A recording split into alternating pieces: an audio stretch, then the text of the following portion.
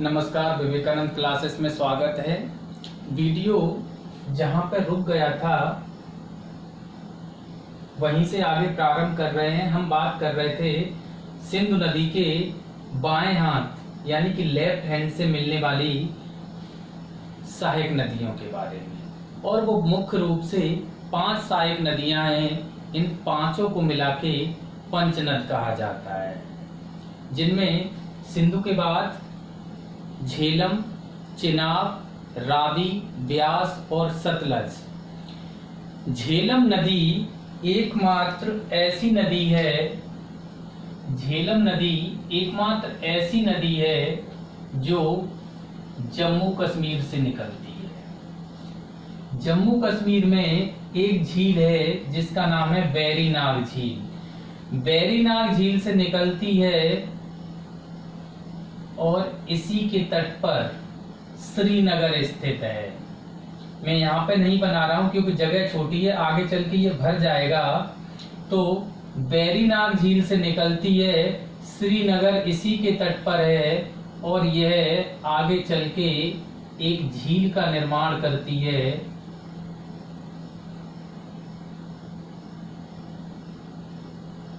आगे चल के ये एक झील का निर्माण करती है जिसका नाम बुलर झील है।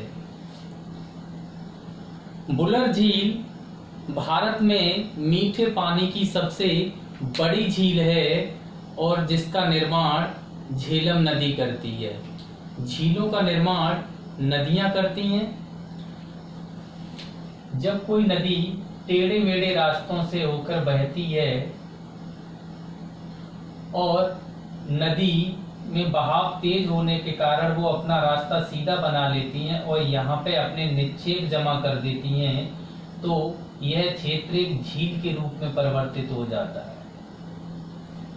इसे हम छाड़न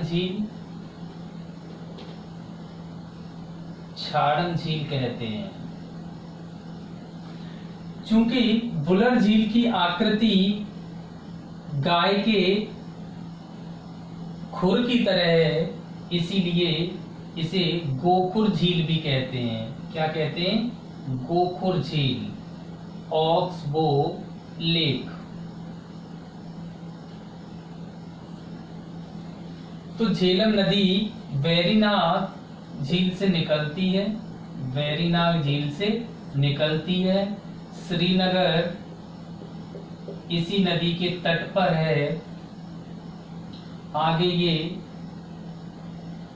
बुलर झील का निर्माण करती है और इसी झील पे अनंतनाग से लेके बारामूला तक ये नदी नौकागम्य है। नौकागम्य का मतलब होता है कि जहां पे नावें चलाई जा सके। तो अनंतनाग से लेके बारामूला तक इस नदी पे नावें चलाई जाती हैं। इसके बाद मुजफ्फराबाद। आपको पता है कि जम्मू कश्मीर में भारत ने जो नया मैप जारी किया है इसमें 20 जिले हैं, जबकि मुजफ्फराबाद और मीरपुर, मुजफ्फराबाद ऊपर है, मीरपुर नीचे है, ये दोनों पाकिस्तान के कब्जे में हैं, लेकिन भारत ने इन दोनों जिलों को भी जम्मू कश्मीर में दर्शाया है। तो यहीं पर एक जिला है ऊपर मुजफ्फराबाद। मुजफ्फराबाद से झेलम नदी, मैं इसे ब्लू से दिखा रहा हूं कि यहां से ये इसके सीमा समानांतर चलती है और मुजफ्फराबाद से मंगला तक, मुजफ्फराबाद से मंगला तक ये भारत और पाकिस्तान की सीमा बनाती हुई चलती है। तो पूछा जाता है कि कौन सी नदी जम्मू कश्मीर में भारत और पाकिस्तान के बीच सीमा का निर्धारण करती है? तो कौन सी नदी है? झेलम नदी। कहां से निकलती है? ऑफ कोर्स वेरीनाग से, और वेरीनाग झील से निकलती है, बुलर झील का निर्माण करती है और मुजफ्फराबाद से मंगला तक ये भारत और पाकिस्तान के बीच सीमा का निर्धारण करती है, और उसके बाद ये नदी पाकिस्तान में प्रवेश कर जाती है। तो सिंधु नदी की जो लेफ्ट हैंड से मिलने वाली नदी है वो पहली नदी झेलम है, और झेलम केवल जम्मू कश्मीर राज्य में बहती है। क्या हिमाचल में बहती है, पंजाब में बहती है? नहीं बहती है। कहाँ बहती है? केवल और केवल जम्मू कश्मीर में। इसके बाद जो दूसरी सहायक नदी है वो चेनाब नदी है। कौन सी? चेनाब। आपने बड़ा लाचाला पास पढ़ा होगा। बड़ा लाचाला पास के दोनों ओर से, बड़ा लाचाला के पश्चिमी भाग से चंद्र या चंद्रा और पूर्वी भाग से भागा, दो छोटी छोटी नदियां निकलती हैं। एक का नाम जो पश्चिम से निकल रही है चंद्रा, और जो पूर्व से निकल रही है उसका नाम भागा। और ये दोनों नदी थोड़ा सा आके तंडी नामक स्थान पर मिल जाती हैं। तब इसी नदी की, इन दोनों नदियों की संयुक्त धारा को चेनाब नदी कहते हैं। चेनाब नदी हिमाचल प्रदेश से निकलती है। चेनाब नदी बड़ा लाचाला दर्रे के पास हिमाचल प्रदेश से निकलती है और फिर ये ऊपर की ओर जाती है और जम्मू कश्मीर में पहुंच जाती है। हिमाचल से निकलती है, जम्मू कश्मीर में पहुंचती है और धंग नामक स्थान, ये जगह है जिसका नाम है धंग।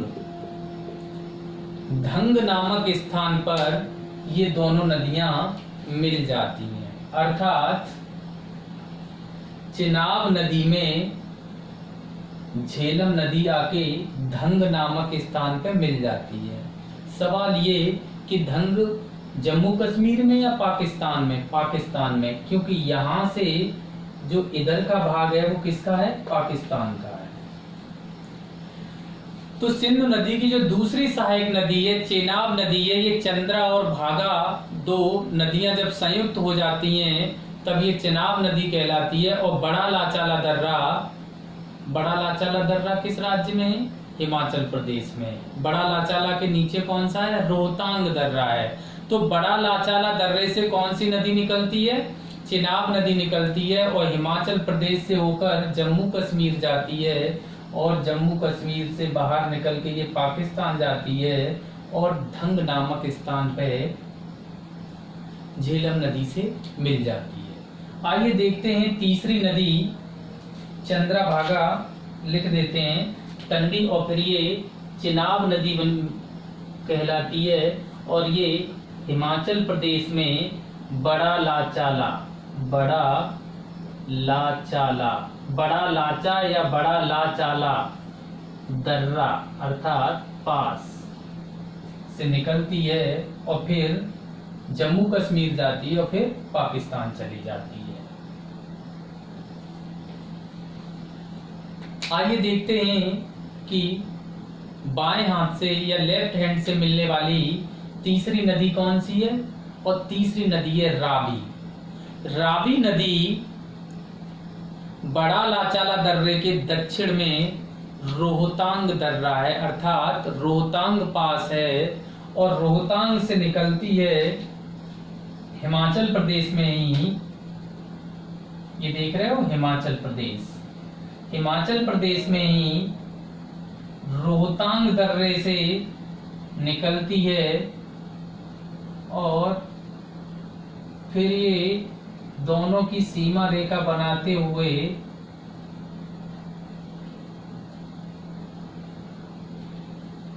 और पाकिस्तान चली जाती है। तो जो रावी नदी है कहां से निकलती है? तो रावी नदी रोहतांग दर्रे से निकलती है, रोहतांग पास से निकलती है। कहां से निकलती है?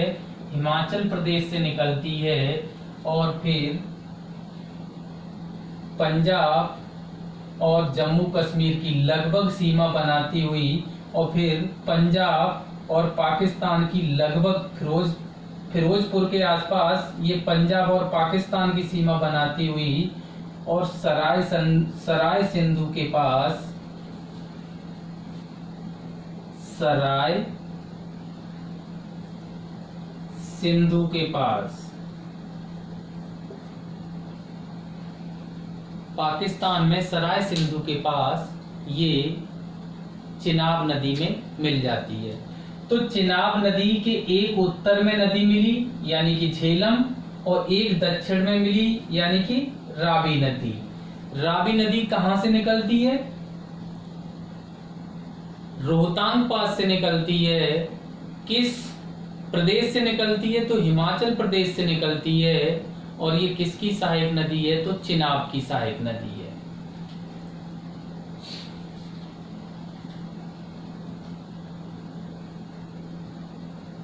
जो ये कैलाश पर्वत है, इसी कैलाश पर्वत के नीचे, कैलाश पर्वत के दक्षिण में एक पर्वत है, एक चोटी है जिसका नाम है गुरला मानधाता। गुरला मानधाता वास्तव में मानसरोवर झील, इसके बीच में मानसरोवर झील और राकसताल दो झीलें हैं। एक मानसरोवर झील और दूसरी राकसताल झील।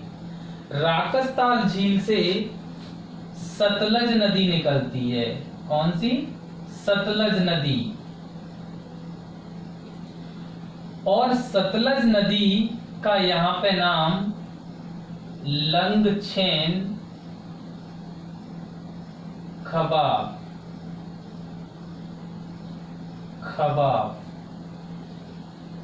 पूछा जाता है कि सतलज नदी कहां से निकलती है? तो राकसताल झील या राक्षसताल झील से निकलती है। किस स्थान से निकलती है? तो तिब्बत से निकलती है। और ये सिपकिला दर्रे से, यहाँ पे एक दर्रा पड़ता है जिसका नाम है सिपकिला पास या सिपकिला दर्रा। सिपकिला दर्रे से ये भारत में प्रवेश करती है। हिमाचल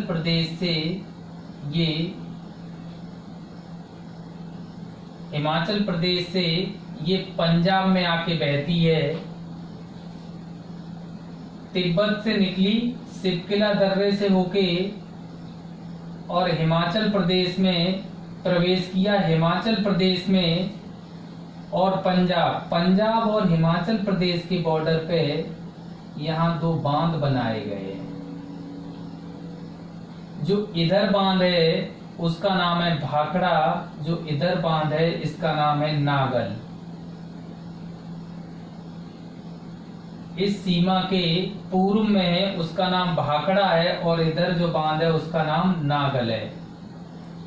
तो भाखड़ा नागल बांध के पीछे एक जलाशय है, एक कृत्रिम झील है जिसमें सिख धर्म के 10वें गुरु गोविंद सिंह के नाम पर गोविंद सागर झील नाम पड़ा है। तो गोविंद सागर झील कहाँ पर है? हिमाचल प्रदेश में है। गोविंद सागर झील कैसी झील है? कृत्रिम झील है। कृत्रिम झील वो होती हैं जिन्हें मानव खोद कर जिनका निर्माण करता है।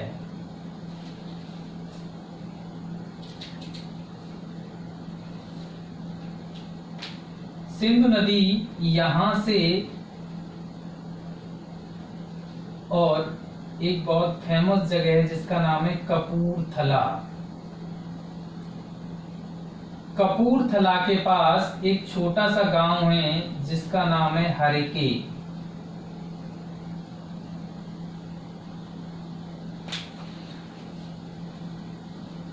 सतलज नदी तिब्बत में राकसताल झील से निकलकर सिपकिला दर्रे से होकर हिमाचल प्रदेश में प्रवेश करती है और हिमाचल प्रदेश में ये पंजाब में आती है और हिमाचल प्रदेश और पंजाब के बॉर्डर पे यहाँ पर भाखड़ा नागल बांध बनाया गया है और इसके बाद ये कपूरथला या हरके नामक जगह, यहाँ पे एक नदी आके मिल जाती है।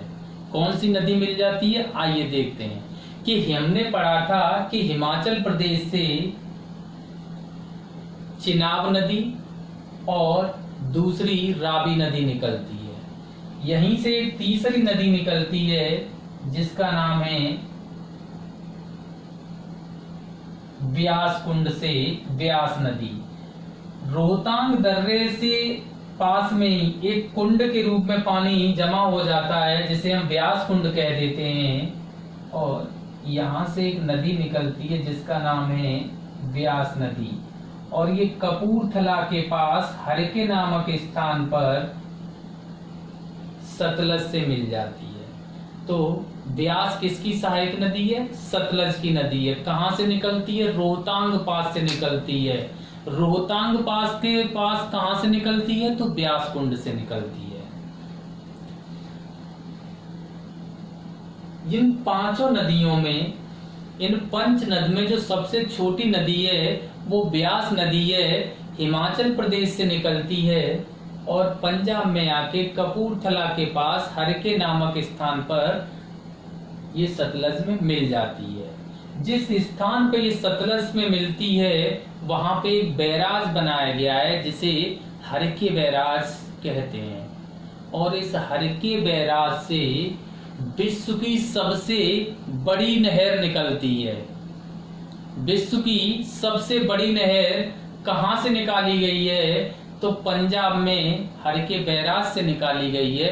कमेंट करके उस नहर का नाम बताइए कि उस नहर का नाम क्या है। वह नहर पंजाब से और फिर राजस्थान में बहती है। वह नहर पंजाब से और फिर राजस्थान में बहती है। आपको पता है कि राजस्थान एक मरुस्थली इलाका है, लेकिन इस नहर के पहुंचने से गंगानगर, हनुमानगढ़, इनमें खूब अच्छी खासी खेती देखने को मिलती है। और ये नदी राजस्थान में गंगानगर से लेकर और बाड़मेर तक जाती है। ये जो नहर है ना, जो हरके बैराज से निकाली गई है, और इसका नाम भारत के तीसरे प्रधानमंत्री के नाम पर इस नहर का नाम पड़ा है। आप कमेंट करके बताइए कि ये नदी पंजाब और राजस्थान में बाड़मेर तक खोदी गई है। और इस नदी की लंबाई कितनी है, ये विश्व की सबसे लंबी नदी है, और इस नदी की लंबाई कितनी है और इसका नाम क्या है। यहां से ये नदी आगे निकलती है और बहावलपुर जिले में चिनाब से मिल जाती है। ये स्थान कौन सा है, बहावलपुर डिस्ट्रिक्ट। बहावलपुर जो कि पाकिस्तान का एक जिला है, बहावलपुर के पास में ही ये सभी नदियां एक साथ मिल जाती हैं और पाकिस्तान के मीठनकोट या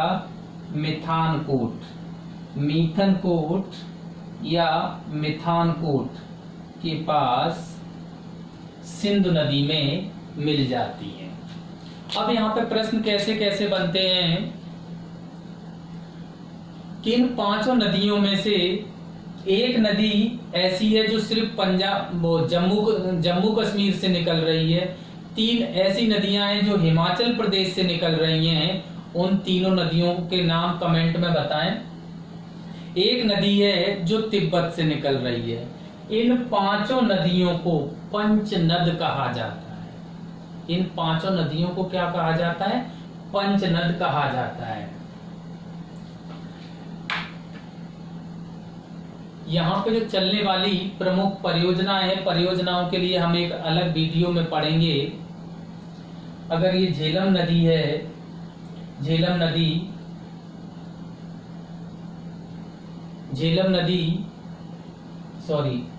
नदी केवल जम्मू कश्मीर से निकलती थी, इस पे उरी और तुलबुल परियोजनाएं चल रही हैं, उरी और तुलबुल परियोजनाएं। जबकि चिनाब पे बगलिहार,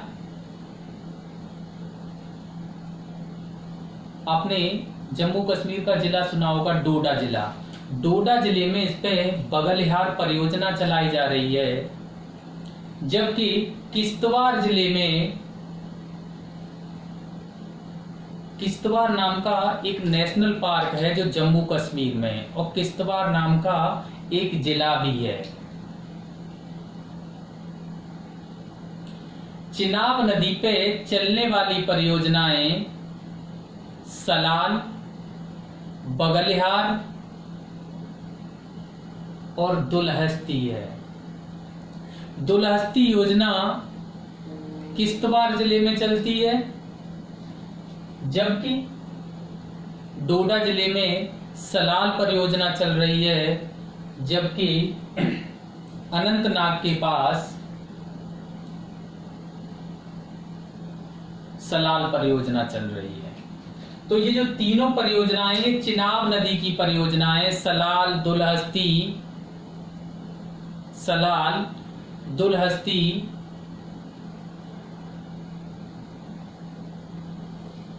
और बगलिहार, ठीक है ना। इसके बाद ये जो रावी नदी है, रावी नदी पे दो परियोजनाएं मुख्य रूप से चल रही हैं, एक चमेरा परियोजना और दूसरी रंजीत सागर बांध। एक सिख राजा हुआ करते थे महाराजा रणजीत सिंह, और उन्हीं के नाम पर इस यहाँ पे एक बांध बनाया गया है जिसका नाम रंजीत सागर बांध रखा गया है। इसका दूसरा नाम थीन बांध भी है। ब्यास नदी पे हिमाचल प्रदेश में एक बांध बनाया गया है जिसे पौंग बांध कहते हैं, जबकि सतलज नदी पे हिमाचल प्रदेश में नाथपा झाकरी परियोजना है, जबकि पंजाब में भाखड़ा नागल बांध बनाया गया है।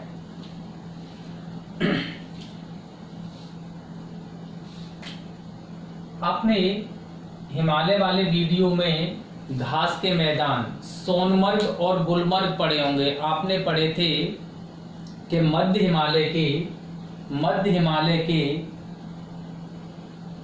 उत्तरी ढाल पर घास के मैदान पाए जाते हैं जिन्हें सोनमर्ग और गुलमर्ग कहते हैं, जिन्हें जम्मू कश्मीर में सोनमर्ग और गुलमर्ग, जबकि उत्तराखंड में बुग्याल या पयार कहते हैं। यहीं पर एक स्थान है सोनमर्ग, सोनमर्ग से एक नदी निकलती है जिसका नाम किशन गंगा नदी है। किशन गंगा नदी झेलम की सहायक नदी है और यह गुलाम कश्मीर में ये जो नदी बनाई है, इस नदी का नाम क्या है? किशन गंगा।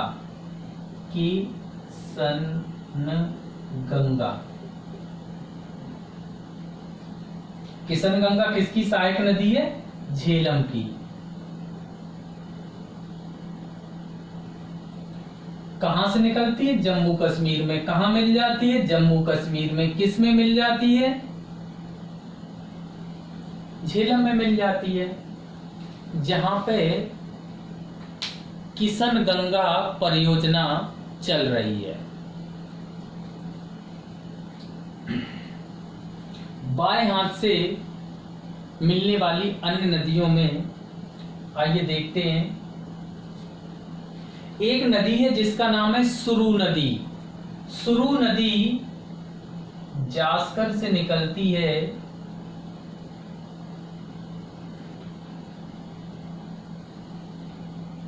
ये जास्कर पर्वत है और जास्कर से एक नदी निकलती है सुरू, और इसी सुरू नदी में दो छोटी छोटी नदियां, एक कारगिल नदी और दूसरी द्रास नदी आके मिल जाती हैं, और यह सुरू नदी नूरला नामक स्थान पर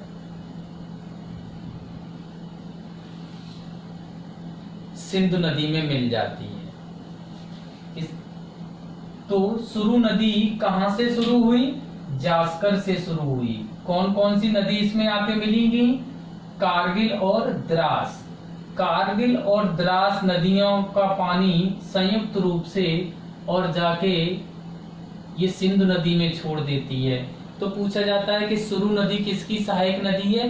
तो सिंधु की सहायक नदी है। दाएं हाथ से मिलती है बाएं हाथ से, तो बाएं हाथ से मिलती है। हमने इन नदियों को पढ़ा, बाएं हाथ से मिलने वाली नदियों को। आइए अब बात करते हैं कि कौन कौन सी नदी हैं जो दाएं हाथ से मिलती हैं, और इनसे परीक्षाओं में प्रश्न बनते हैं कि दाएं हाथ से निम्नलिखित में से कौन सी नदी है जो सिंधु की दाएं हाथ से मिलने वाली नदी है। तो सिंधु के सबसे जो पहले नदी मिलती, सिंधु नदी की जो सहायक नदी है लद्दाख रीजन में मिलती है। जो सबसे पहली नदी है उसका नाम है श्योक नदी। क्या नाम है? श्योक नदी। ये जो कराकोरम पर्वत देख रहे हैं ना, कराकोरम पर्वत, इसमें बहुत सारे ग्लेशियर हैं, हिमनद हैं। उन्हीं में एक हिमनद है जिसका नाम है रीमो हिमनद या रीमो ग्लेशियर। इस रीमो ग्लेशियर से एक नदी निकलती है, रीमो ग्लेशियर।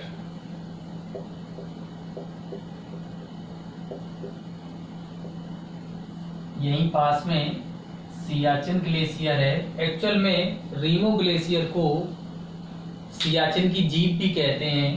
तो रीमो ग्लेशियर से एक नदी निकलती है जिसका नाम है श्योक नदी,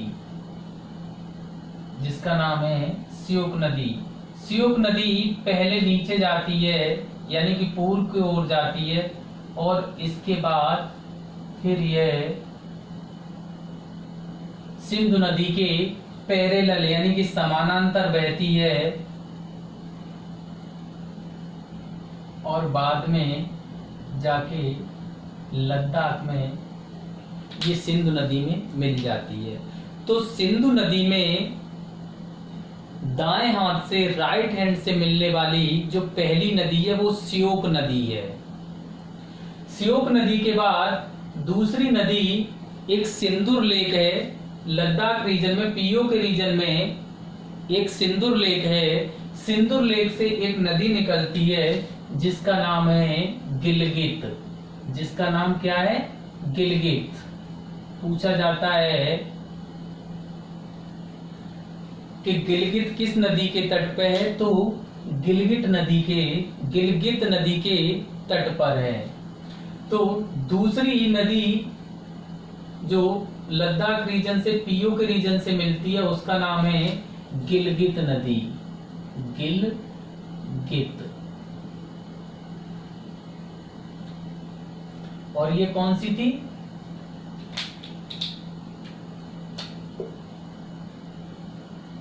श्योक नदी।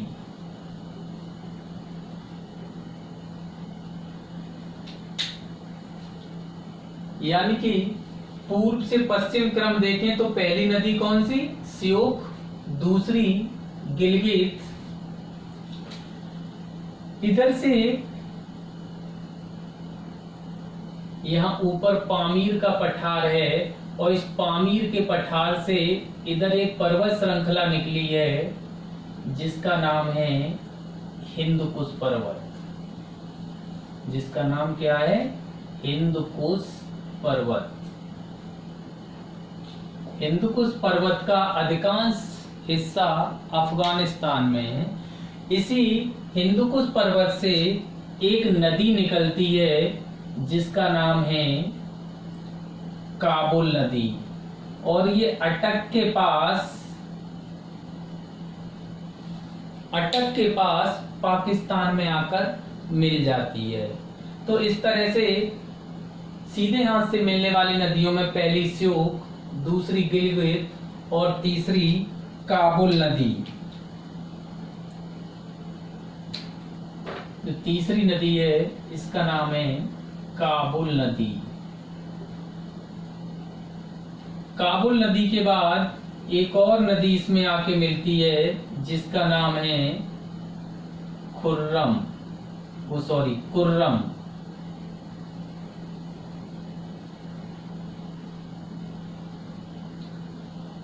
कुर्रम।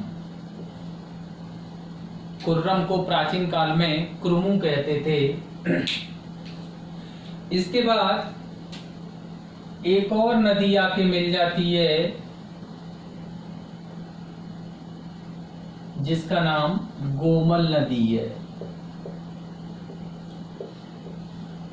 काबुल, कुर्रम और गोमल ये तीनों नदियां हिंदुकुश पर्वत से आती हैं, अर्थात अफगानिस्तान से आती हैं और पाकिस्तान में आके सिंधु नदी में मिल जाती है। इस काबुल नदी में एक सहायक नदी है जिसका नाम है स्वात। क्या नाम है? स्वात। स्वात नदी किसकी सहायक नदी है?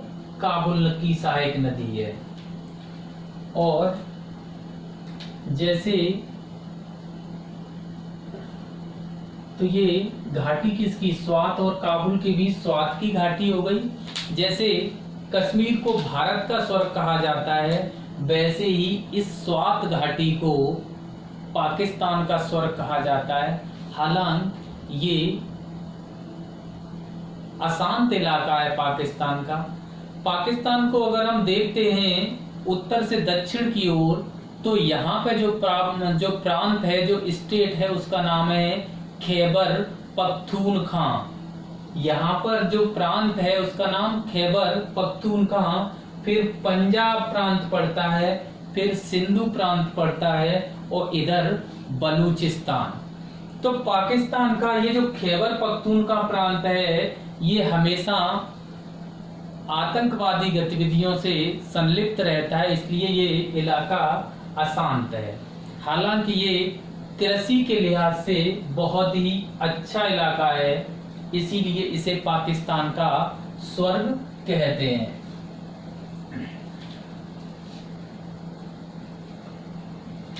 इसकी एक इधर से मिलने वाली नदी है जिसका नाम है झोब।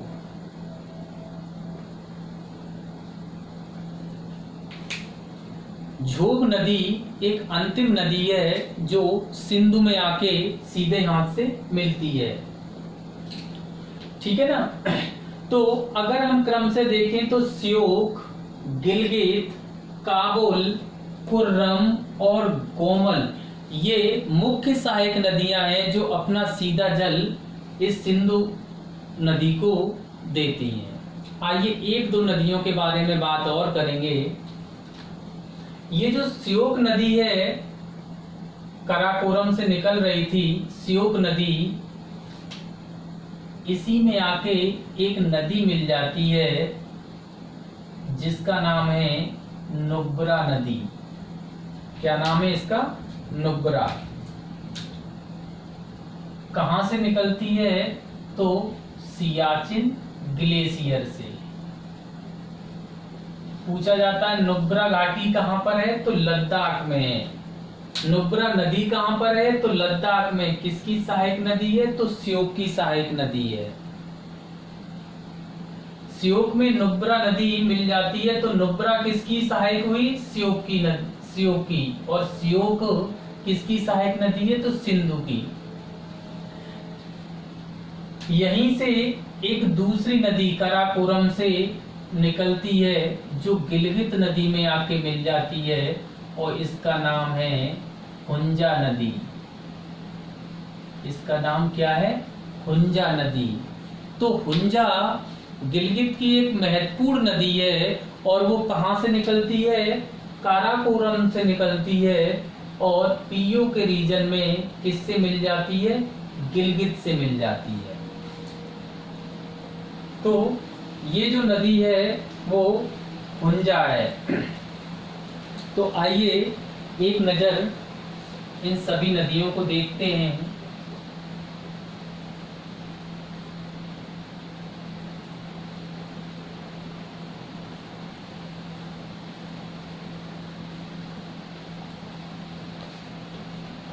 सबसे पहले देखते हैं कि बाएं हाथ से मिलने वाली नदियां। बाएं हाथ से मिलने वाली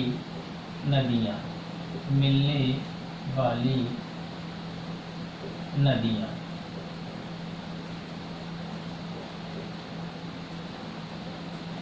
उत्तर से दक्षिण अगर देखें तो सुरु नदी, किशनगंगा।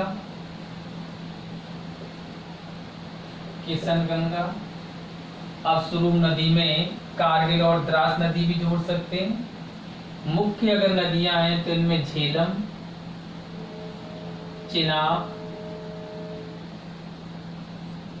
रावी, ब्यास और सतलज।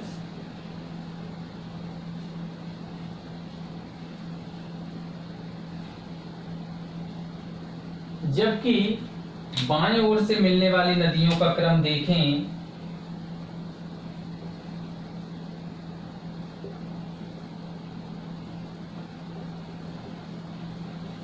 बाएं ओर से मिलने वाली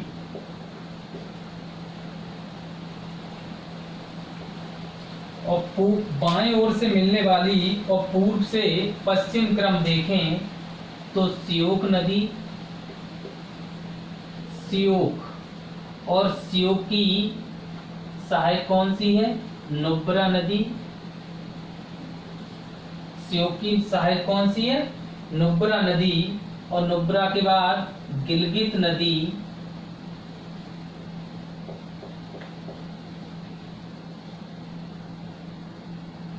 गिलगित।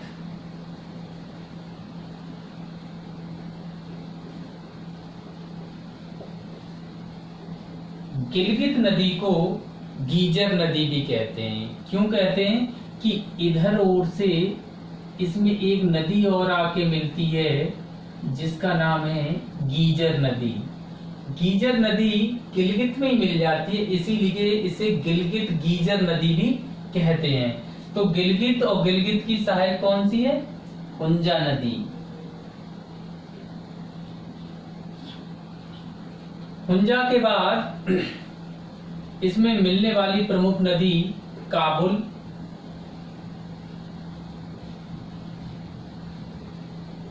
काबुल की सहायक नदियां कुनार और स्वात हैं। इनमें से हमें याद रखनी है कौन सी? स्वात। और स्वात मिला के यहाँ स्वात घाटी कहते हैं।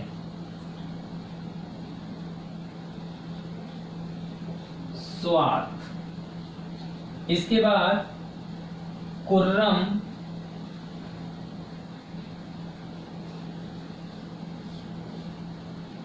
कुर्रम के बाद गोमल। जहां से इन नदियों का उदय होता है यहीं पर प्राचीन काल में जो प्रसिद्ध खैबर दर्रा था वो यहीं पर स्थित है। खैबर दर्रा, गोमल दर्रा, ये सभी यहीं पर स्थित हैं। तो नदियों का अगर सीधे हाथ से या राइट हैंड से मिलने वाली नदियों का अगर पूर्व से पश्चिम क्रम देखें तो मुख्य नदियों में श्योक, दूसरी गिलगित, गिलगित को भी ब्लू में ही लिखते हैं,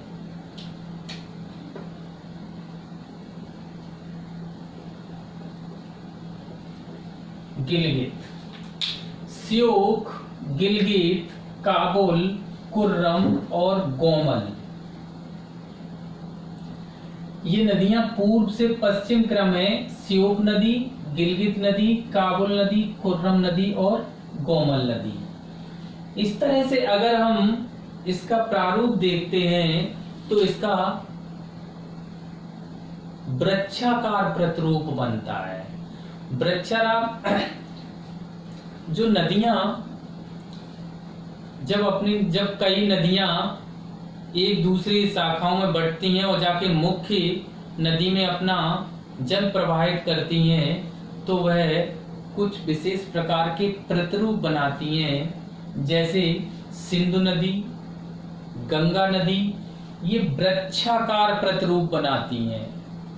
जबकि छोटा नागपुर पठार पे अगर देखते हो तो छोटा नागपुर पठार से एक नदी पश्चिम की ओर चली जाती है, जैसे नर्मदा नदी एक पूर्व की ओर चली जाती है, जैसे दामोदर नदी एक उत्तर की ओर चली जाती है, जैसे सोन नदी एक दक्षिण पूर्व की ओर चली जाती है, जैसे महानदी।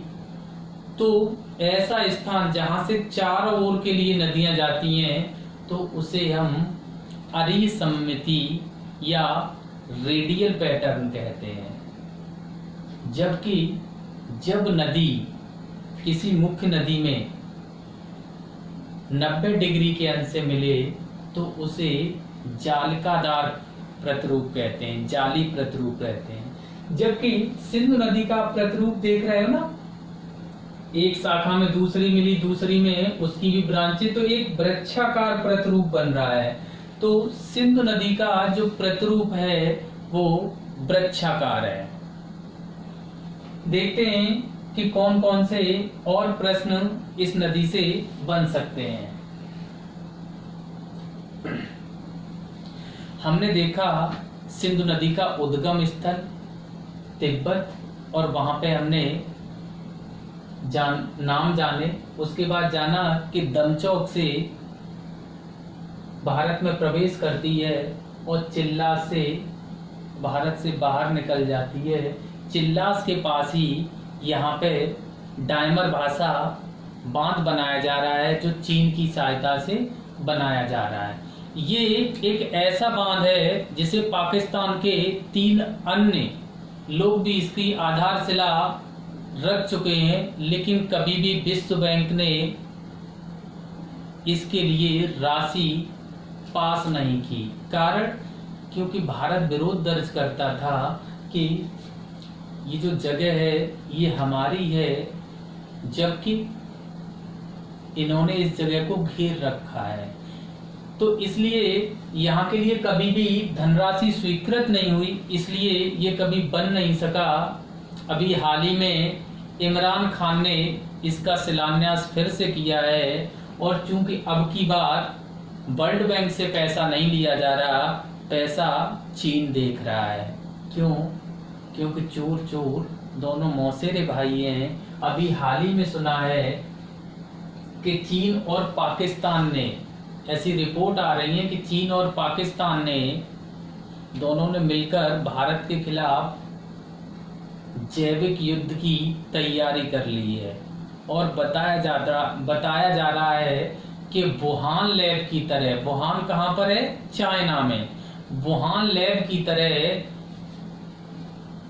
पाकिस्तान में भी एक लैब अर्थात प्रयोगशाला बनाई जा रही है, जिससे जैविक हथियार बनाए जाएंगे, और जैविक हथियारों का उपयोग भारत के विरोध स्वरूप किया जाएगा।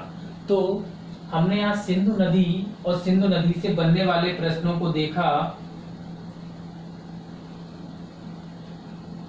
अगली वीडियो में हम पढ़ेंगे गंगा नदी के बारे में, और गंगा नदी तंत्र के बारे में पढ़ेंगे कि गंगा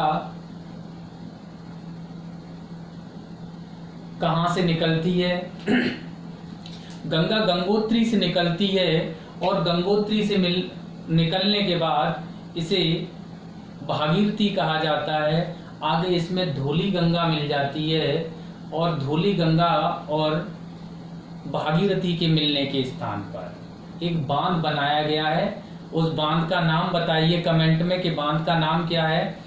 ये नदी दोनों मिलकर आगे पहुंचती हैं, देवप्रयाग में खड़ी हो जाती हैं, और उसके पूर्व की ओर सतोपत हिमानी से अलकनंदा निकलती है, और अलकनंदा नदी देवप्रयाग पे आके मिलती है और नाम हो जाता है गंगा। गंगा कहाँ नाम पड़ता है? देवप्रयाग पे। क्या एक ही प्रयाग है? नहीं, पंच प्रयाग है। पंच प्रयाग कौन कौन से हैं? अलकनंदा में जब भी कोई नदी मिलती है एक नया प्रयाग बन जाता है। एक प्रयाग यानी कि देव प्रयाग। इससे पहले के 4 प्रयागों को देखने के लिए साथ बने रहिए, और गंगा नदी का इतना विस्तृत अध्ययन करेंगे कि किसी भी परीक्षा में अगर कोई भी प्रश्न बनेगा, कैसा भी प्रश्न बनेगा, बाहर नहीं जाएगा। धन्यवाद।